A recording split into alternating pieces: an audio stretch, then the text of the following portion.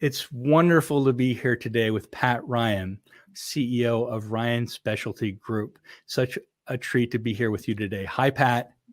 Hello, Lou.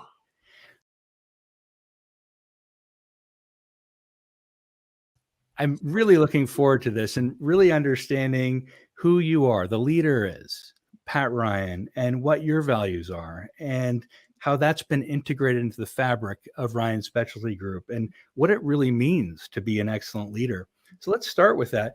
Tell me about the leader himself, Pat Ryan. What are your values? Who are you, Pat Ryan? Well, my values are quite old-fashioned, but I think timeless, and sometimes possibly even trite because, the golden rule is woven within them.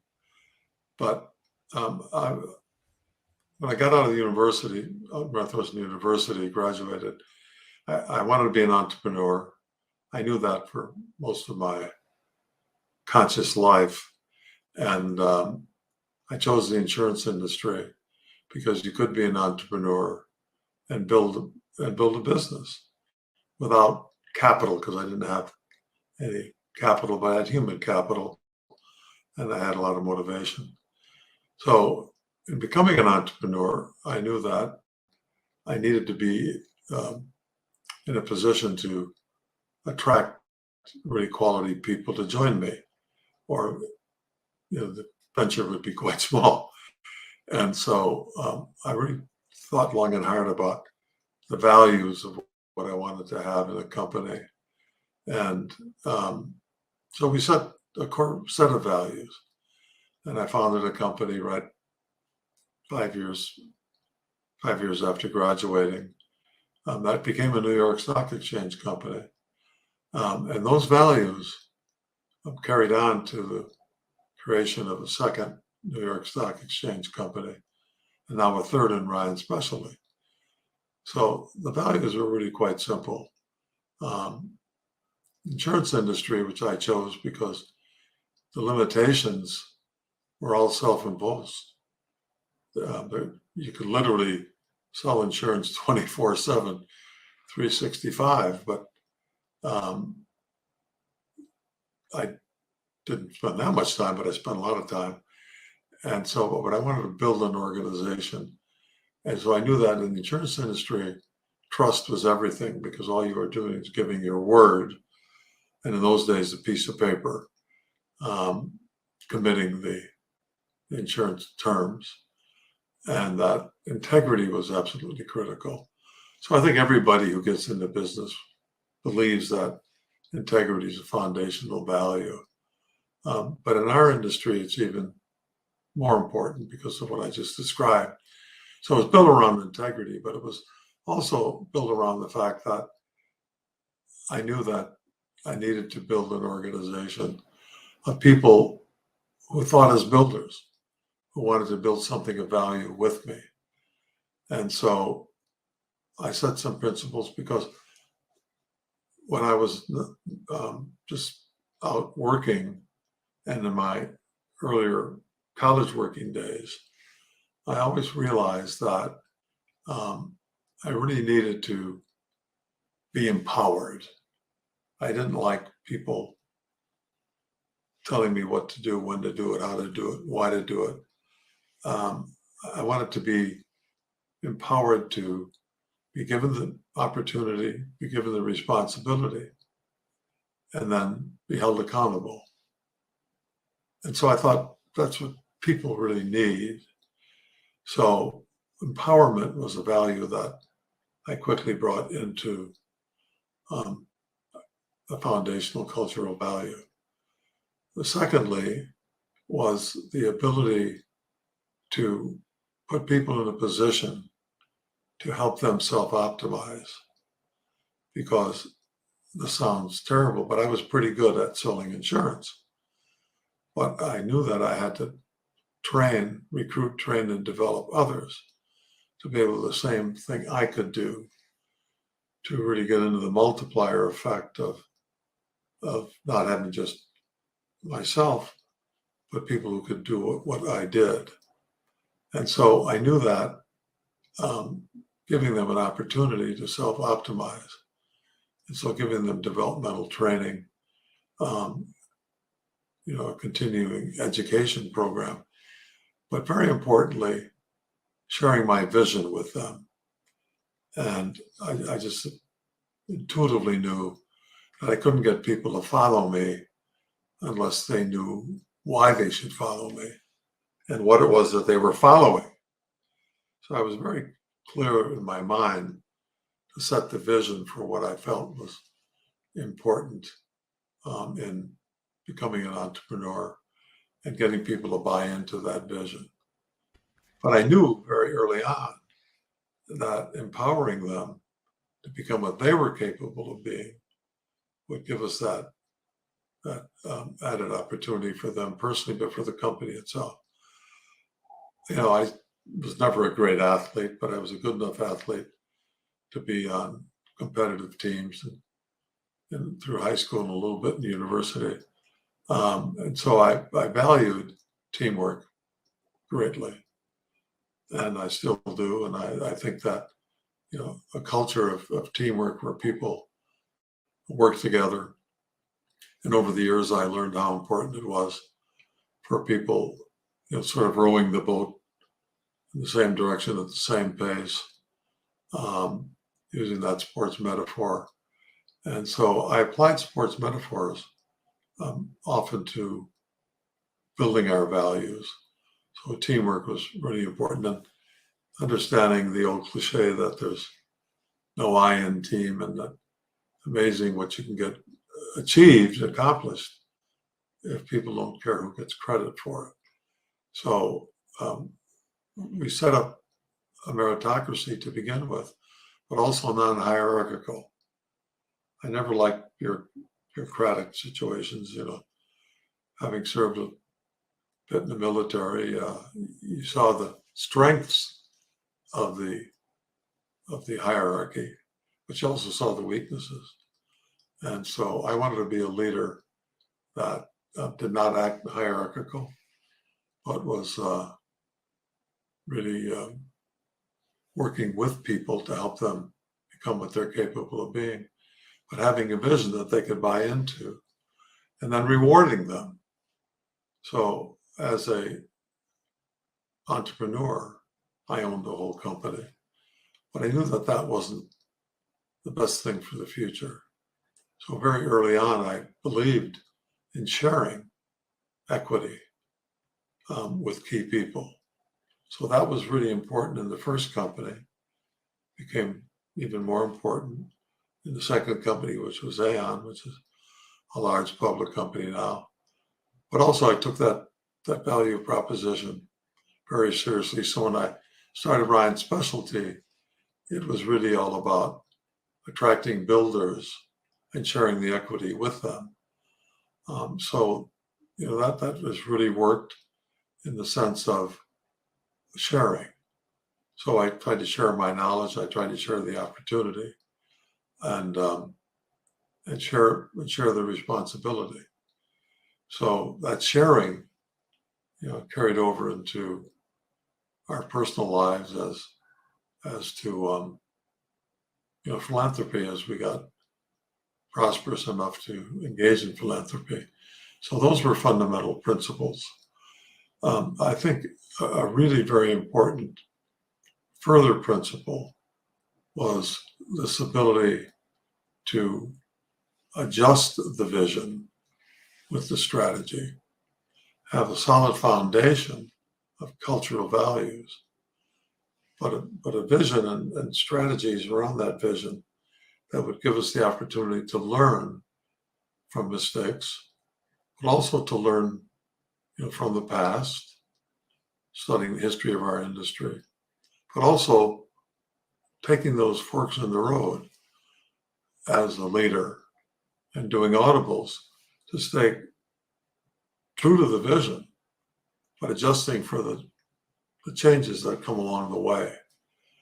And, so at different points in time, we had to change the business model because competition got to a point where they were commoditizing what we were doing. And I never wanted to be in a commodity business. I always wanted to build a value proposition that people would pay appropriately for, but we could differentiate ourselves. So the first idea was to differentiate ourselves from what others were doing, and we were able to do that. And then as we expanded in scale to going from a local insurance broker to a regional insurance broker and to a national, there was a need for flexibility. And so I've always believed in the principle and value of flexibility so that you don't get rigid and get stuck in, well, this is how we do things, and we don't change. We change with the time. We're flexible. So that's been an important value contributor to both my own personal rewards in building these businesses, but for those who joined me. So as we were building the enterprise and the cultural value, building it on teamwork, we attracted people not who were necessarily great athletes, but people who participated in sport, because we wanted people with a burning desire to win. And I had a burning desire to win. But I realized that there was even a more important desire than winning, and that was the hatred of losing. And so we have a very competitive environment, and I've always had that. But we're always striving to serve our clients in an ever improving way by being flexible, by adjusting to change, having the courage to make the changes, but also remembering that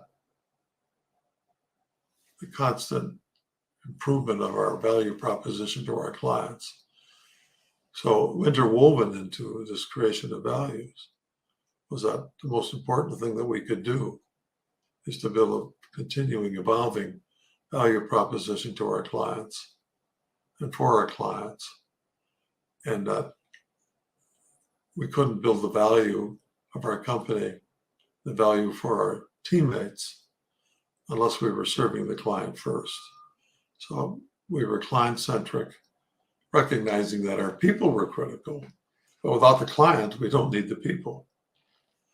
And then without good people, shareholders can't prosper. And we were all shareholders. And so we wanted to put in sequence the client and keep that paramount in mind, and our people, and then the shareholder, because the shareholder, the investor, is absolutely critical. But without the first two, shareholders don't get any value. So those are core values, Lou, that we set up the company and then continued that. So after I retired from Aon, I felt that I still needed the challenge, the intellectual challenge of keeping my mind active and creating and innovating. A core value had been innovation all along with empowerment. So always being innovative to adjust to these changes that I described. And so innovation has been a fundamental value and goal for us. And so as I started Ryan Specialty back in 2010, my goal was to meet the changing needs of our industry. Now I had enough experience that I could anticipate change. And I'd always prided myself on anticipating change as a leader, and having the courage to affect that change, to implement the change, to get out ahead of change. And so those were values that we carried on through the creation of these three companies in different stages. So when I take it now to Ryan Specialty, we did anticipate change. We got out ahead of it. And people say, well, now you're clairvoyant. You're visionary. Well, I'm not clairvoyant, but I do believe in vision. But I believe in learning from history and studying what the changes are and what that change in point A is going to mean to point B and point C, and then avoiding the unintended consequences of that change. So being very careful in thinking through how you adapt to this change, but recognizing change as an ally. It's not an adversary. Life is changing around us all the time, but your core values shouldn't change. And so your vision changes and adjusts. Your strategies have to change and adjust. Your tactics have to change and adjust, but your core values don't.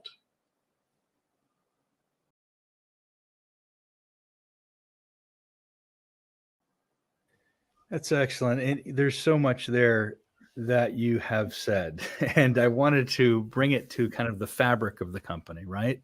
How your values and your core values really have shown up into the fabric of the company. What you've seen, you mentioned your development programs, the way you recruit, train, and develop, how you reward with sharing equity. So many more principles and of your values. Where do you see it showing up and integrating into the very fabric of your culture and your company? Well, it shows up, it reflects itself in many ways.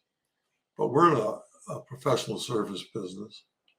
And in professional service today, all professional services, there's a lot of capital that's available to attract talent, to move talent. So talent moves rather quickly in our field, our niche, but we keep 97% of our talent, which is unheard of as a statistic in our industry, because we're constantly working to make them more productive. We're constantly working to help them increase their incomes, but also increase the value of their involvement in our company, both psychically, professionally, and financially. So it's really manifested itself, Lou, in our recruiting and training program. So we're constantly recruiting experienced people to join our culture and our platform and our vision. And we've been quite successful at that. But where we've really distinguished and differentiated ourselves is in attracting people right out of college who have a passion to win, who hate to lose, who are willing to work hard, and are looking for professional satisfaction and financial reward.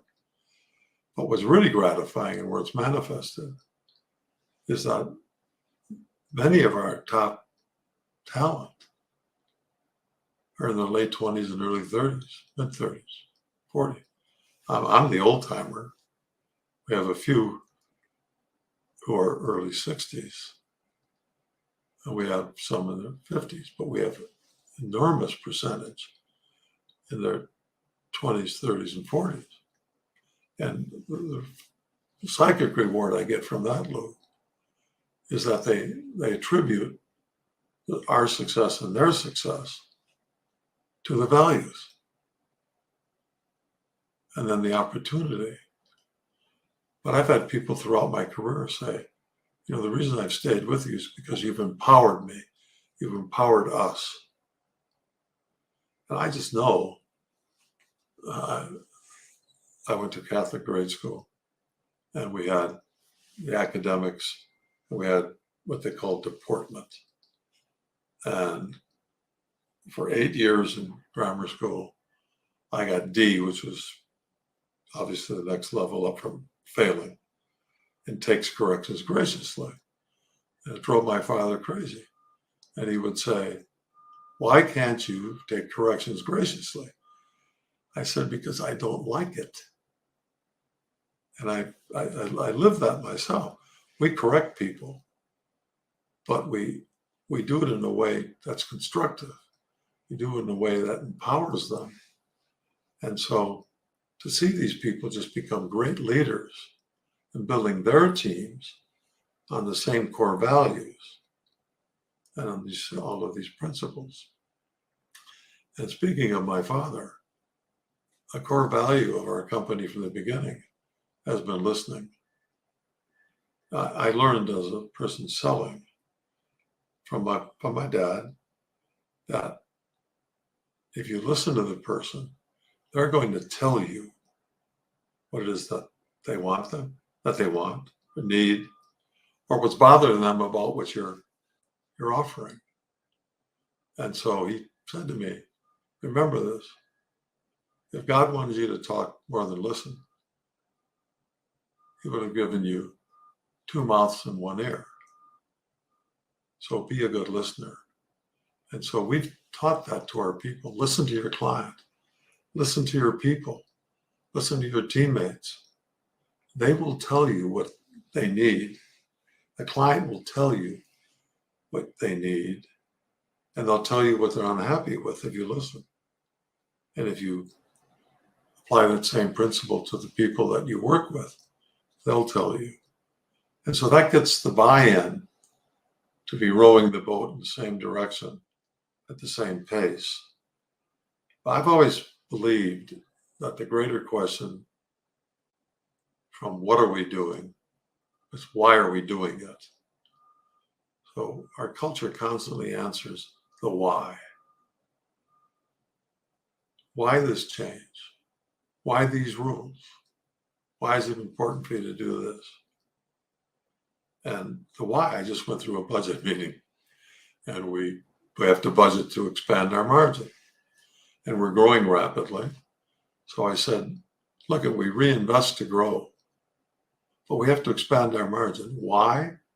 Because that's the metric that the public markets demand to show that you're willing to share the value of scale with the investor. If you just keep reinvesting all the value of scale, you're not sharing it. So you can say to the investor, we want to invest for future growth. But he says, yeah, but I need something now. And they're right, they're entitled to that. So the why of margin expansion is to prove that we have a responsibility as leaders and as custodians of their capital to be constantly aware and driving an increased value to them through the margin expansion. That doesn't have to be a lot. And we believe in margin dollars as being very important. But there is a metric of effectiveness that you're constantly sharing the improvement.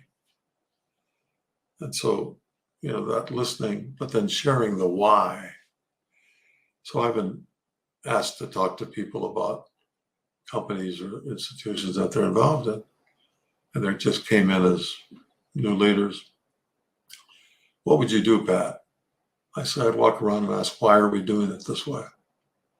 And people will tell you, we tried to tell those other people that it was wrong, but they wouldn't listen. So the why is a very important word in our company, and the why to our clients. So that builds the trust. If the client says, this is what I need, we understand why they need it and why it's important to them. And people's needs they vary, and they vary over time, and they vary as people age. So always understanding the why of their needs has been critical. So it manifests itself through all those important trigger words, but values that are reflected by that. So essential, explaining the why behind what we need and accepting the truth behind them. So essential. Great great learnings around that and corrections as well, which is sounds like a very important course, and one I'm sure you're now expert at in what I'm hearing. So let's go to that, actually, because you talked about what it means to be really an excellent leader. I'd like to hear from you. What does it mean to be an excellent leader? I think an excellent leader starts with the fact that he understands, or she understands, that people follow you because they believe in you and they trust you and they respect you. So if you lose those, you've lost your leadership. You're not a leader anymore. You may have the title, but you're not the leader. And so character means a great, great deal. And I always say to our people, your people watch what you do much more than listen to what you say. I've had situations where leaders have said to me, I've told them. And I said, well, it's because they're watching you and you're not living this. It's not enough to say, this is what you are, have to be, and do. It's, are you doing it? So I've always said to myself, I'm not going to ask people to do something I won't do and can't do. So that's building the trust with people. For example, when you hire financial people, we don't take shortcuts. We don't paper over things. We address the issues. And so people know, and we have a principle in our company. It's an old cliche, but I passionately believe it. Do the right thing because it's the right thing to do, not because it's the political thing to do or the economic thing to do. That'll all follow because it's the right thing. It avoids the pitfall of mistakes. We all make mistakes. And I constantly tell our people, look, we are all imperfect. We're all imperfect. So let's accept each other's imperfections. But let's always put people in a position where those imperfections can be minimized and their strengths can be optimized. So I know what I'm good at, Lou. I know what I'm not as good at. And I know what I'm not very good at all. And so I don't do what I'm not good at all. I don't even try to do it. I partner with people who help me do that. But I don't feel lesser of myself. I don't think that I should ever think that I'm ever going to be perfect, nor should anybody else. So when people can't accept that they made a mistake, I really work with them and say, look, you can't learn from this mistake until you understand that everybody makes mistakes, even you. So let's talk about your learning from this. The most important thing about a mistake, it's an opportunity to learn and not repeat it. But often we repeat the mistakes of the past. I've repeated the mistakes of the past. And I found that when I do, I said to myself, I violated a principle. There's this old principle, in order to expect, you have to inspect. As a leader, you don't want to micromanage, but you have to know what's going on. There was a point in time in my career when I was really busy. We're going very fast, very quickly. And these people talked me into empowering them to make the change. And I did. They said, now, because you're so accessible, we can't just let people end run us and come in and appeal to you, plead with you to overrule us or change it. I said, I promise, I won't do that. So for a couple of months, I violated the principle of inspecting. I didn't really know what was going on. 2 months later, I had to make all kinds of dramatic changes. Or I could have corrected it had I known. And that wouldn't be micromanaging. that would be empowering people, enabling people not to make that step that was a pitfall. So I just use it as an illustration. That's very common. And I've made a lot of mistakes in business. I try not to repeat them, but sometimes I find that I do. And I just say to myself, shape up, pal. Get your A game on, up your game, because you are imperfect. You make mistakes, but learn from them. But own up to them, own them. And a lot of people won't own their mistakes because they think it's a sign of weakness. I believe in owning your mistake, admitting it, correcting it, and moving on. So we try not to say to people, well, that's a terminable offense of failure.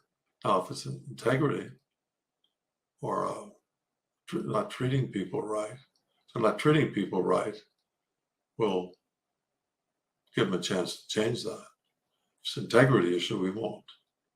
Because that violates the trust, and then that's terminable. But if people make mistakes in how they deal with others, you got to coach them up. And then if they don't accept the coaching, then they have to move on. Or if people are blockers on an idea of change, and that's very common. A lot of people will hate change. And I say to them, it's going to change around you. So you can hate change, but you have to deal with it. It's happening. You can't control that. What you can control is how you adjust to the change. But if they continue to block after you've warned them, then the only responsible thing to do is to say, look, you're not buying in. And so I really think you have to move on. So it's a decision that's critical to deal with blockers, coach them up, give them the opportunity. If they keep blocking, you got to have the courage to take them out. And they're better off for it because they're not happy, because they don't agree with you. That's right. And sometimes we have to share with others or help others make choices, right? And when it may be moving on, and perhaps they just aren't aware of that in their work, right? And I think that's just a wonderful insight. All of your insights were wonderful there about helping people to get better, to understand really, when they are blockers, to consider change, right? You might hate change, but you need to deal with it.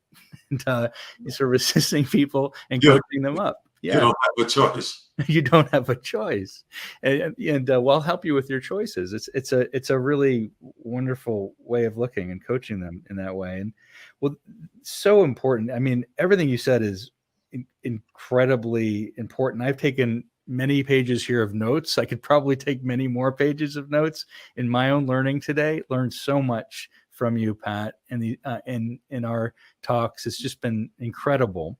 I thank you so much. Well, thank you, Lou. I really enjoyed visiting with you and having this opportunity. And we're proud to be a very desirable place to work.